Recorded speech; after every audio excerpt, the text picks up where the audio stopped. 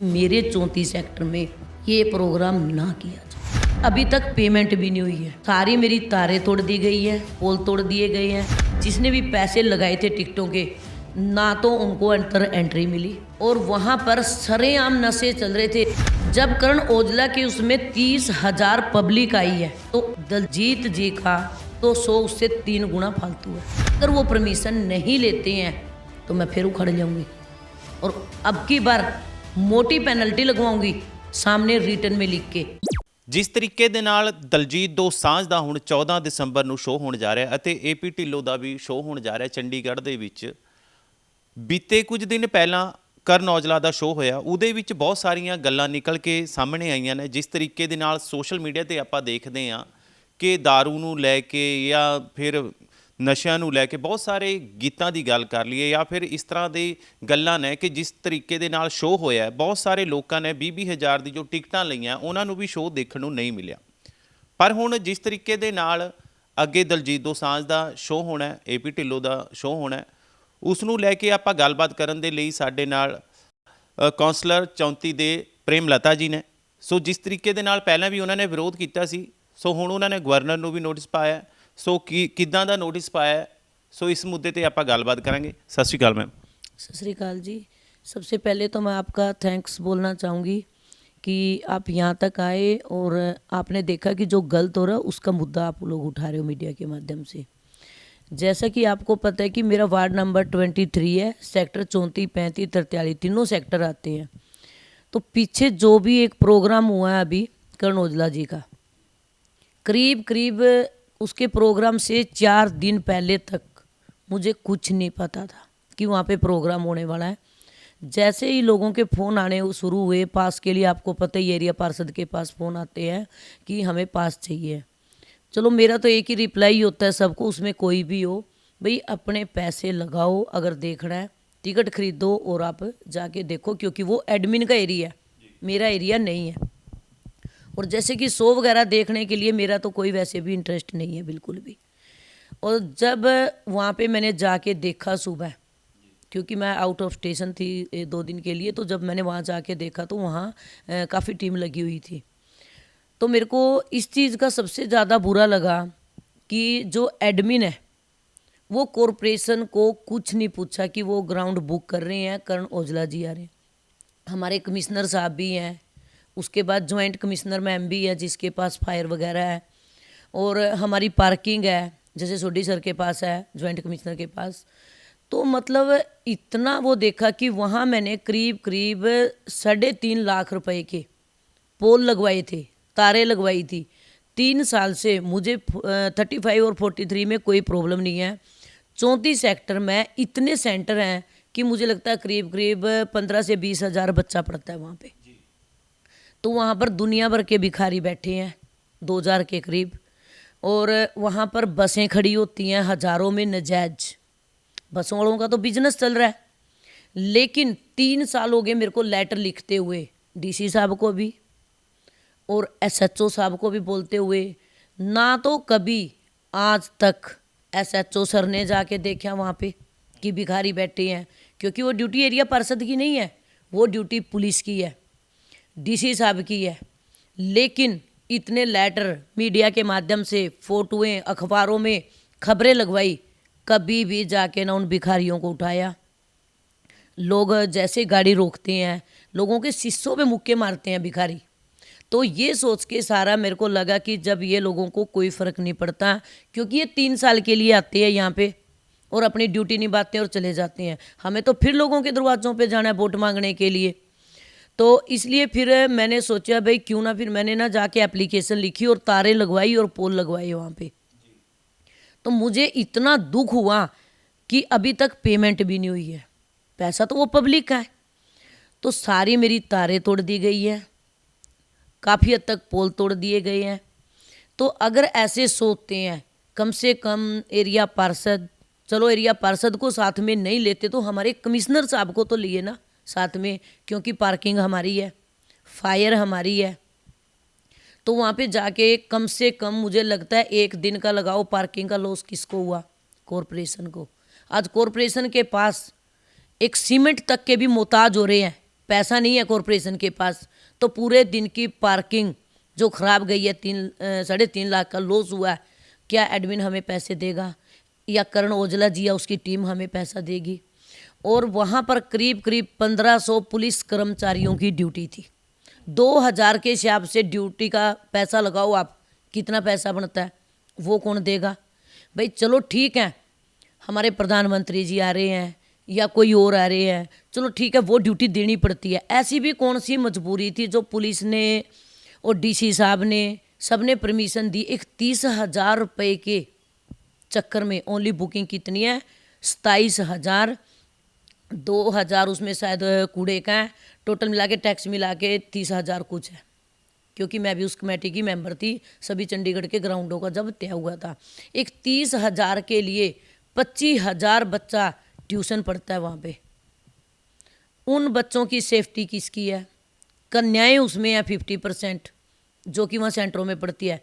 बच्चे डिस्टर्ब हुए, पार्किंग की जगह नहीं है, पार्किंग का लॉस हुआ, ऊपर से 2 पेट्रोल पंप है इतने बड़े बड़े, वहाँ पर सरेआम बीड़ी सिगरेट, दारू, गांजे और नकली डॉलर। 15,000 की तो गैदरिंग इन्होंने दिखाई हुई थी, वहाँ पर 30,000 से भी ऊपर पब्लिक थी।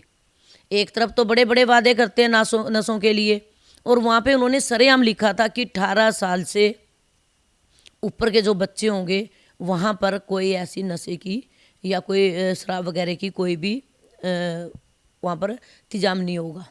लेकिन जितनी भी वहाँ पब्लिक गई थी, जिसने भी पैसे लगाए थे टिकटों के, ना तो उनको अंदर एंट्री मिली, और वहाँ पर सरेआम नशे चल रहे थे, जिसमें से पब्लिक की छोटे बच्चे भी थे गोदी में। 7 साल से लेके 8 साल से लेके 18 साल के बीच सारे बच्चे थे। वहाँ पर नशे करके ऐसे गांज रहे थे, टल्ली टू हो रहे थे जैसे किसी क्लब में होते हैं। क्यों भाई? ऐसी कौन सी मजबूरी है पुलिस की? ऐसी कौन सी मजबूरी है डीसी साहब की परमिशन देने की? वहाँ पर मेरे एरिया के जितने भी सीनियर सिटीजन हैं, तो वो तो मुझे कहते हैं कि पल पल मारने से अच्छा हम एक बार ही क्यों ना मर जाए। क्योंकि उन लोगों ना तो घर से बाहर निकल सकते, ना फर्नीचर मार्केट है सामने, आप देख सकते हो। पहले 34 में प्रॉब्लम है पार्किंग की, तो पूरी मार्केट को कितना मतलब सहन करना पड़ता है दर्द, और ऊपर से उन्हें कोई भी, आप देख सकते हो कि कमाई के लिए लोग बैठे हैं, उनकी मार्केट है जो बंद हो जाती है। एक दिन पहले 34, 35, 33 सारी लाइटें बंद कर दी, वहाँ से बच्चे स्कूल जाते हैं, वो वाली पार्किंग बंद कर दी। तो उसका आप बताओ कौन ਜ਼ਿੰਮੇਵਾਰ ਹੈ? ਜਿਸ ਤਰ੍ਹਾਂ ਤੁਸੀਂ ਗੱਲ ਆਖੀ ਹੈ ਕਿ ਜਿਸ ਤਰੀਕੇ ਦੇ ਨਾਲ ਉੱਥੇ ਨਸ਼ਾ ਚੱਲਿਆ, दारू ਚੱਲੀ ਹੈ ਤੇ ਬੀੜੀਆਂ ਸਿਗਰਟਾਂ ਚੱਲ ਰਹੀਆਂ ਨੇ, ਯਾਨੀ ਜਿਸ ਤਰੀਕੇ ਦੇ ਨਾਲ ਉੱਥੇ ਯਾਨੀ ਦੇਖਿਆ ਗਿਆ ਕਿ ਯਾਨੀ ਸ਼ਰੇਆਮ ਐਦਾਂ ਕੁਝ ਹੋਇਆ, ਤੁਹਾਨੂੰ ਕੀ ਲੱਗਦਾ ਹੈ ਕੋਈ ਤੁਹਾਡੇ ਕੋਲ ਕਿਸੇ ਦੀ ਕੰਪਲੇਂਟ ਆਈ ਹੈ ਬਾਅਦ ਦੇ ਵਿੱਚ, ਜਾਂ ਕਿਸੇ ਨੇ ਕਿਹਾ ਹੋਵੇ?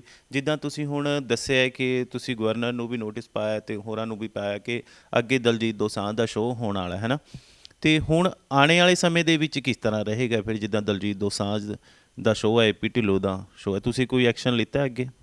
देखो, मैंने जैसे डीसी साहब की स्टेटमेंट थी कि मेरे पास कोई रिटर्न में कंप्लेंट नहीं आई है, तो रिटर्न में कंप्लेंट मैं भी भेज चुकी हूँ। जिसके पेट्रोल पंप है वो भी भेज चुके हैं, क्योंकि जो पेट्रोल पंप पे गाड़ियाँ खड़ी होती हैं जिसमें पेट्रोल भी होते हैं। पब्लिक पेट्रोल पंप की छतों पे और पेट्रोल पंप की गाड़ियों पे ऊपर चढ़ के देख रहे थे पुलिस क्या कर रही थी वहाँ बैठी। अगर कोई खुदा ना करे शराब के नशे में या किसी भी नशे में माचिस की तिल्ली फेंक देता है, तो उसका जुम्मेवार क्या रिटर्न में एसएसपी मैडम या डीसी साहब इस चीज़ की गारंटी ले सकते हैं? जैसा कि आपने देखा कि दिल्ली में भी दलजीत जी का शो हुआ था, सारी तोड़ फोड़ हुई वहाँ पे। एक पुष्पा मूवी आई थी, आपने देखा होगा पीछे, वहाँ पर मूवी देखते समय जब इतनी पब्लिक आ गई थी तो एक महिला की 35 साल की लेडीज़ की दम घुट के डेथ हो गई थी। जब करण औजला के उसमें 30,000 पब्लिक आई है, तो आप देखो दलजीत जी का तो 100 उससे 3 गुना फालतू है। उसकी गारंटी कौन लेगा सेफ्टी की कि भाई वहाँ पर इतनी पब्लिक आएगी तो हम जिम्मेवारी लेते हैं, तो तब तो 100 कर लो। वैसे तो वो जगह नहीं है, बिल्कुल सेंटर में है। बिल्कुल सेंटर पॉइंट पे है। ठीक है, हम कहते हैं 100 करो, अच्छी बात है, आओ, जिसको भी आना है चलो, अपने उसके लिए उनके साथ और इतनी सारी फैमिलियां जुड़ी है जिसको रोजी रोटी मिलती है, चलो। लेकिन जैसे 25 सेक्टर में है, ग्राउंड है, वहाँ कोई प्रॉब्लम नहीं है, पुलिस अपना अच्छे से इंतजाम करो, फायर का इंतजाम करो, सब कुछ करो, तो उससे आओ। अच्छी बात है कि चलो यहाँ पर दलजीत जी आ रहे हैं या करण औजला जी आ रहे हैं, बहुत बड़ी बात है आके, लेकिन एक प्रॉपर कॉरपोरेशन के साथ मीटिंग करो, ऑफिसरों के साथ, उनके साथ मीटिंग करो कि इतनी पब्लिक आएगी जी, कम से कम भी ना 15 दिन पहले ये चीज़ें होती हैं। मैं आपको दावे के साथ अभी भी कह सकती हूँ, दलजीत जी के लिए अभी तक ना फायर का साइन हुआ है, ठीक है, और अभी से वो टेंट वगैरह लगाने शुरू कर दिए हैं। अभी तक कॉरपोरेशन की तरफ से, जहाँ तक मेरी नॉलेज है, मैं पक्का नहीं कह सकती, डीसी साहब ने भी शायद से अभी तक परमिशन नहीं दी है। तो आप बताओ, 2 या 3 दिन रह गए हैं, टिकट ऑनलाइन बेचे जा रहे हैं, जो मैंने सुनने में आया कि 30,000 टिकटें बिक चुकी हैं। फिर उसके बावजूद दूसरे जो भी फ्रेब करते हैं वो कम से कम 3-4 से मैं सुन चुकी हूँ कि ऑनलाइन कहते जी हम इतने में ब्लैक पे टिकट दे देंगे, दे के पैसे डलवा के अपने खाते ब्लॉक कर लेते हैं। तो ऐसी भी कौन सी इमरजेंसी है कि सेक्टर 34 में सामने मार्केट है, बच्चियां ट्यूशन जा रही है, सेंटर है वहाँ, तो कौन सी ऐसी मजबूरी है कि 34 सेक्टर में ही हमें प्रोग्राम करना पड़ रहा है? ऑफिसरों ने ये चीज़ क्यों नहीं सोची? ਪਰ ਹੁਣ ਕਿਤੇ ਨਾ ਕਿਤੇ ਪ੍ਰਸ਼ਾਸਨ ਨੇ ਵੀ ਜਿਸ ਤਰ੍ਹਾਂ ਦੇਖਿਆ ਹੈ ਕਿ ਉਸ ਸਮੇਂ ਕਹਿੰਦੇ ਨੇ ਕਿ ਸਿਕਿਉਰਿਟੀ ਨੂੰ ਲੈ ਕੇ ਵੀ ਕਾਫੀ ਦੇਖਿਆ ਗਿਆ, ਕਹਿੰਦੇ ਜਿਸ ਤਰ੍ਹਾਂ ਦੇਖਿਆ ਜਾਂਦਾ ਹੈ ਹਥਿਆਰ ਅੰਦਰ ਜਾਂਦਾ ਹੈ, ਜਿੱਦਾਂ ਮੈਟਲ ਡਿਟੈਕਟਿਵ ਉਹ ਹੁੰਦੀ ਹੈ ਦੇਖਣ ਵਾਸਤੇ, ਚੈੱਕ ਕਰਨ ਵਾਸਤੇ, ਐਦਾਂ ਦਾ ਵੀ ਕੁਝ ਨਹੀਂ। ਜਿੱਦਾਂ ਪ੍ਰਸ਼ਾਸਨ ਨੇ ਵੀ ਹੁਣ ਕਿਹਾ ਕਿ ਕਿਤੇ ਨਾ ਕਿਤੇ ਬਹੁਤ ਸਾਰੀਆਂ ਗੱਲਾਂ ਨੇ, ਕਿ ਬਹੁਤ ਸਾਰੀਆਂ ਕਮੀਆਂ ਨੇ ਜੋ ਉੱਥੇ ਪ੍ਰੋਗਰਾਮ ਦੇ ਵਿੱਚ ਰਹੀਆਂ। ਤੁਹਾਨੂੰ ਕੀ ਲੱਗਦਾ ਕਿ ਜਿਸ ਤਰੀਕੇ ਦੇ ਨਾਲ ਉੱਥੇ ਨਸ਼ਾ ਚੱਲ ਰਿਹਾ ਸੀ, ਅਗਰ ਹਥਿਆਰ ਅੰਦਰ ਚਲਿਆ ਜਾਂਦਾ ਤਾਂ ਤੁਹਾਨੂੰ ਲੱਗਦਾ ਕਿ ਜਿਸ ਤਰ੍ਹਾਂ ਲੋਕ ਨਸ਼ੇ ਦੇ ਵਿੱਚ ਝੂਮ ਰਹੇ ਸੀ, ਜਿੱਦਾਂ ਤੁਸੀਂ ਕਿਹਾ ਕਿ ਜਿੱਦਾਂ ਹਥਿਆਰ ਅੰਦਰ ਚਲਿਆ ਜਾਂਦਾ, ਜਿੱਦਾਂ ਅੱਜ ਕੱਲ੍ਹ ਤਾਂ ਕਲਾਕਾਰਾਂ ਨੂੰ ਵੀ ਯਾਨੀ ਧਮਕੀਆਂ ਦਿੱਤੀਆਂ ਜਾਂਦੀਆਂ ਨੇ ਮਾਰਨ ਦੀਆਂ, ਤੁਹਾਨੂੰ ਲੱਗਦਾ ਕਿ ਕੋਈ ਇੱਦਾਂ ਘਟਨਾ ਅੱਗੇ ਵੀ ਵਾਪਰ ਸਕਦੀ ਹੈ ਜਾਂ ਹੋ ਸਕਦਾ ਜਿੱਦਾਂ ਨਸ਼ਿਆਂ ਦੇ ਵਿੱਚ ਜਿਸ ਤਰ੍ਹਾਂ ਇਹ ਕਮੀਆਂ ਦੇਖੀਆਂ ਜਾ ਰਹੀਆਂ ਨੇ, ਪ੍ਰਸ਼ਾਸਨ ਨੇ ਵੀ ਦੇਖਿਆ ਅਖਬਾਰਾਂ ਦੇ ਵਿੱਚ? देखो जी, आपकी बात बिल्कुल सही है। वहाँ पे छोटी छोटी बच्चियाँ, या पर जो भी इन्होंने, मैंने सुनने में आया है 800 रुपये में मतलब जो भी दिहाड़ी पे, सोचो किस पे लेके आए हुए थे ये जो गेट पे चेकिंग करते थे, वहाँ पर कोई ऐसी सुविधा नहीं थी कि चेकिंग करके अंदर भेजा जाए। फिर इन्होंने जो बैंड बूट देते वो दिए थे बैंड, कि उसे स्कैन करके अंदर जाएंगे। ऐसा भी मैंने पूरा का पूरा सर्वे किया, कोई भी ऐसा सिस्टम नहीं था। बाहर पुलिस वाले खड़े थे, तो जैसे ही गाड़ियाँ सरकारी ऑफिसरों की गाड़ियाँ आ रही थी, उनके गनमैन वगैरह थे, सारे थे, वो गाड़ियाँ अंदर सीधी जा रही थी, ठीक है। बाकी पब्लिक कोई इधर भटक रही थी, कोई इधर भटक रही थी। यहाँ तक कि जो एक तरफ 21 सेक्टर पड़ता है और एक तरफ 34 पड़ता है, बच्चियाँ ग्रिल पार करके आ रही थी, जोखिम भी हो सकती थी। फिर ऊपर से पेट्रोल पंप, ऊपर से जितने भी ये क्या नाम है शोरूम है, उनके ऊपर बच्चे, पेड़ों पे बच्चे चढ़े हुए थे। और आपने सही बोला है कि जैसे यहाँ पर विस्फोट 2 बार हो चुका है, आपने भी देखा है क्लब वगैरह में, तो इन लोगों को तो पहले धमकियाँ दी जाती है। अगर वो वहाँ पर बिना हथियार के, कोई भी बिना सिस्टम के अगर ऐसा ओपन होता है, तो मैं कहती हूँ कि पब्लिक का एक क्वेश्चन ये लोग मेरे से भी कर रहे हैं कि अगर दलजीत जी इतने फेवरेट है, खुदा ना करे कोई ऐसी चीज़ होगी, तो ठीक है, मैं तो कह रही हूँ कि वहाँ प्रोग्राम करने से पहले एसएसपी मैडम, डीसी साहब ये लिख के दें कि भाई हम अपनी जिम्मेवारी लेते हैं, वहाँ पर कोई हादसा नहीं होगा। नहीं तो वहाँ प्रोग्राम होगा, 30,000 क्या, मैं कहती 60,000 बंदा आएगा वहाँ पर, और अगर वहाँ पर कोई ऐसा हादसा होता है तो उसकी जिम्मेवारी उनकी होगी। सरेआम नशे, बिल्कुल ऐसे हवा में ऊपर में धुआं निकाल निकाल के, लोगों ने जो मेरे को वीडियो भेजी हैं, सरेआम धुआं निकाल रहे हैं, डॉलर नकली फेंक रहे हैं, झूम झूम के बच्चियाँ डांस कर रही हैं, लड़के, क्योंकि यहाँ पर पीजी ज़्यादा है, 34 में वैसे भी पीजी बहुत हैं, तो ख़ास तौर से पीजी के बच्चे भी थे, क्योंकि यहाँ पर लोकल हो तो कुछ थोड़ा सा डर रहता है पेरेंट्स का। तो मैं तो इसलिए यही कहना चाहती हूँ, अगर यहाँ प्रोग्राम करना है तो पहले पूरा सिस्टम बनाए, नहीं तो पुलिस की ऐसी कोई इमरजेंसी नहीं है कि 30,000 की बुकिंग के लिए इतना स्ट्रगल करना पड़े चंडीगढ़ शहर को। और इसके फेवर में कोई भी नहीं है, ना मार्केट की एसोसिएशन, ना RW, ना MW, और ना ही रेजिडेंस कोई भी। ਤੁਸੀਂ ਮੈਮ ਕਹਿਣਾ ਕੀ ਚਾਹੁੰਦੇ ਹੋ ਕਿ ਕੋਈ ਯਾਨੀ ਮੈਨੇਜਮੈਂਟ ਨਹੀਂ ਹੈ, ਸਿਸਟਮ ਨਹੀਂ ਹੈ ਕਿ ਪ੍ਰੋਗਰਾਮ ਲੱਗਣ ਦੇ ਵਿੱਚ, ਜਾਂ ਫਿਰ ਤੁਸੀਂ ਬਿਲਕੁਲ ਇਤਰਾਜ਼ ਹੋ? ਕਿਉਂਕਿ ਜਿੱਦਾਂ ਤੁਸੀਂ ਪਹਿਲਾਂ ਇਤਰਾਜ਼ ਕੀਤਾ ਹੈ ਕਿ ਅਸੀਂ ਵੀ ਨੋਟਿਸ ਵੀ ਪਾਇਆ ਉਹਨਾਂ ਨੂੰ, ਹੈ ਨਾ, ਪਰ ਇੱਕ ਪਾਸੇ ਤੁਸੀਂ ਕਹਿ ਰਹੇ ਹੋ ਕਿ ਕੋਈ ਸਿਸਟਮ ਨਹੀਂ ਹੈ, ਯਾਨੀ ਸਿਸਟਮ ਤੋਂ ਪਰੇਸ਼ਾਨ ਹੋ ਤੁਸੀਂ, ਜਾਂ ਫਿਰ ਉਹ ਕਲਾਕਾਰਾਂ ਤੋਂ ਪਰੇਸ਼ਾਨ ਹੋ ਜਿਹੜੇ ਉੱਥੇ ਲੱਗਦੇ ਨੇ? देखो जी, मैं कलाकार से भी परेशान हूँ क्योंकि मेरा एरिया है, मुझे फ़ोन आते हैं। अगर वहाँ पर गंदगी होती है तो मुझे फ़ोन आते हैं, अखबारों में फ़ोटो लगती है तो मेरी लगती है, नगर निगम की लगती है। फिर उसके बाद लाइटों पे जैसे लोग शादी वगैरह में जाते हैं, 2-2 ढाई-ढाई घंटे की वेटिंग करनी पड़ती है, ठीक है। ऊपर से सेंटर में बच्चे तंग है, बच्चे चाहे मेरे हो चाहे जिसके मर्जी हो, प्रशासन क्या कर लेगा? इतना बंदा आएगा तो प्रशासन कर भी क्या लेगा? मुझे तो मेरी एक ही रिक्वेस्ट है कि कोई भी आगे से एडमिन बुकिंग करे तो वो शहर से बाहर करे, जिससे कि पब्लिक को परेशानी ना हो। कुछ पैसों के लिए उन्होंने तो 30,000 ले लिया एडमिन ने, लेकिन आप ये देखो ना, कॉरपोरेशन कितने उससे जूझ रही है, कितना लॉस है उन्हें। क्या हमें वो उसका पार्किंग का पैसा दिया? क्योंकि पार्किंग तो खाली करवा ली एक दिन पहले, सारी पार्किंग है, सारी खाली हुई है। क्या उन्होंने हमें टैक्स दिया? सड़कें किसकी हैं? कॉरपोरेशन की। 20 फुट तक जगह किसकी है? कॉरपोरेशन की। बताओ आप, क्या दिया कॉरपोरेशन को? क्या मिला? क्या हमने फायर दिया? उसमें कोई पैसा लगता है? पुलिस ने ड्यूटी दी, क्या पुलिस को पैसा दिया है? एक कोलकाता की कंपनी आती है और आगे किसी को खाने पीने का, वहाँ पर जो खाने पीने का सिस्टम होता है उसका ठेका दे देती है, किसी को बैनर का दे देती है, तो किसी को दारू का दे देती है, किसी को, अरे यहाँ तक कि सेक्टर 34 की मार्केट में भी सिगरेटें ख़त्म हो गई थी। आपने देखा होगा, अखबारों में लगा था कि वहाँ भी सिगरेट नहीं मिली थी। उसके बावजूद 10 बजे के बाद भी सारी रात, उससे अगले दिन गंदगी शहर में, कहाँ से नंबर 1 पे आएगा शहर? अगर कोई भी काम करता है तो पूरी टीम बैठाते हैं, आपस में डिस्कस करते हैं। वहाँ पर गए जी, पास दे दिए जी, मुंह बंद कर दिए जी, और बस पब्लिक झेलती रहो। मेरी तो सीधी और साफ क्लियर यही है कि मेरे 34 सेक्टर में ये प्रोग्राम ना किया जाए। ਫਿਰ ਤੁਹਾਡੀ ਪ੍ਰਸ਼ਾਸਨ ਦੇ ਨਾਲ ਜਾਂ ਗਵਰਨਰ ਸਾਹਿਬ, ਜਿਸ ਤਰ੍ਹਾਂ ਤੁਸੀਂ ਕਿਸੇ ਨਾਲ ਕੋਈ ਗੱਲਬਾਤ ਹੋਈ ਹੈ ਕਿ ਕੀ ਗੱਲਾਂ ਹੋਈਆਂ, ਹੁਣ ਆਉਣ ਵਾਲੇ ਸਮੇਂ ਦੇ ਵਿੱਚ ਕਿਸ ਤਰ੍ਹਾਂ ਰਹੇਗਾ, ਫਿਰ ਕੀ ਕਿਹਾ ਹੈ ਪ੍ਰਸ਼ਾਸਨ ਨੇ? वैसे देखो, मैंने लेटर लिखा है, कल ही लिखा है मैंने, क्योंकि मैंने परसों पढ़ा था DC साहब का। मेरी कोई बात नहीं हुई किसी से, मैं झूठ नहीं बोलूँगी, ना DC साहब से, ना गवर्नर साहब से, और ना कमिश्नर साहब से। इसके बारे में मेरी कोई बात नहीं हुई है, क्योंकि कल मैं भी कहीं मैरिज में गई हुई थी, तो इसलिए मैं कोशिश यही है कि ये प्रोग्राम 25 में शिफ्ट किया जाए।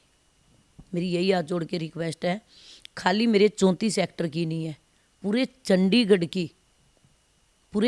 की प्रॉब्लम है। खाली ये नहीं है कि मेरी प्रॉब्लम है, क्योंकि वहाँ पर तो मेरे वोटर भी नहीं है। ये सोचो कि आप AB में मेरे वोटर है, सेंटर है, लेकिन जितने भी वहाँ पर ऑफिस हैं तो अपने चंडीगढ़ के ही। परेशानी है, ना ऑफिस वाले उधर जा सकते ना उधर जा सकते, उधर से पुलिस खड़ी है, ना गाड़ी उधर जाने दे ना उधर जाने दे। तो चंडीगढ़ की जनता क्यों इसकी सज़ा भुगते भाई? एक कंपनी तो कम से कम 30 से 35 करोड़ रुपए, 31,000 रुपये भर के, और 30 से 35 करोड़ रुपए कमा रही है। क्यों भाई? किस कानून में लिखा है? ਪਹਿਲਾਂ ਤੁਸੀਂ ਯਾਨੀ ਬੋਰਡ ਕਾਫੀ ਉਖਾੜ ਦਿੱਤੇ ਸੀ, ਦੇਖਿਆ ਕਿ ਤੁਹਾਡੀ ਟੀਮ ਵੱਲੋਂ ਗਏ ਸੀ।